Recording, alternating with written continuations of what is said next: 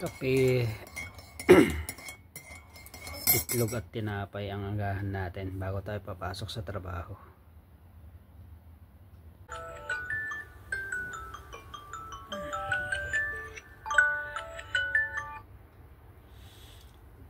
Ay, umaga na naman.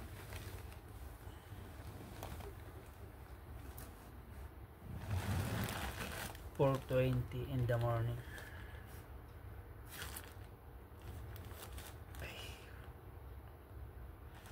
Kailangan naman natin bumangon at papasok lang sa trabaho.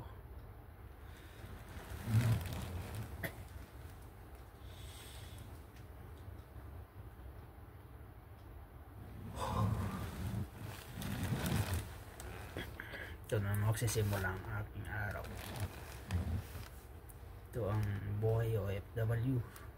Napakasarap pakinggan pero isang napakalaking sakripisyo.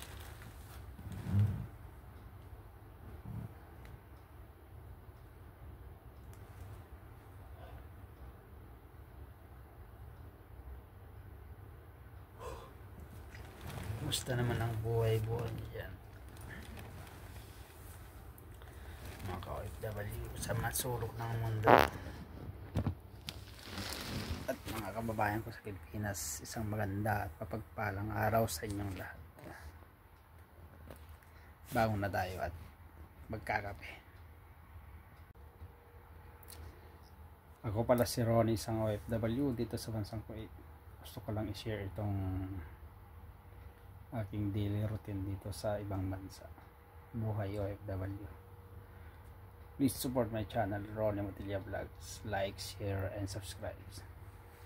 Bangon na tayo at magkakape muna. Init muna tayo ng tubig.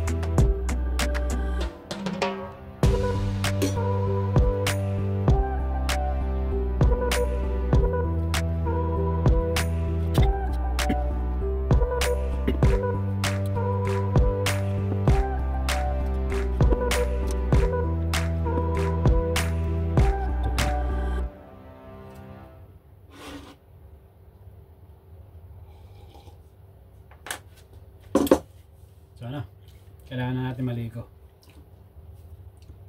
Malilit na tayo. So, ayan. Kape at tinapay yung inalmusal natin. Ang hirap maging isang OFW, lalo pag solo ka. Kailangan mo talagang magtiyaga. Ikaw ang lahat. Magluluto, maglalaba, wala kang asahan. So talagang ganyan ang buhay OFW. Ito yung aking munting kwarto. Double deck, maliit lang siya pero tama lang para sa akin. Double deck to. Mas gusto ko kasi yung double deck para malagyan ko ng gamit sa taas. Ayan, nandito naman yung aking organista, yung aking laptop sa may ulonan ko. Cabinet, mga damit. So, paano? Maliligo na tayo at papasok tayo ulit sa trabaho. Solve na tayo dun sa kape, tinapay at itlog. So, ganyan talaga ang buhay OFW. Kailangan mong magtiyaga at sakripisyo. Yeah, dinabang ko pa nung nakaraan, pero okay lang kasi ako solo ko naman. So, maraming salamat sa pagsama. At ulit, ako pala si Ronnie, isang OFW dito sa bansang Kuwait. Please support my channel, like, share, and subscribe. At kita-kits sa mga sunod kong videos.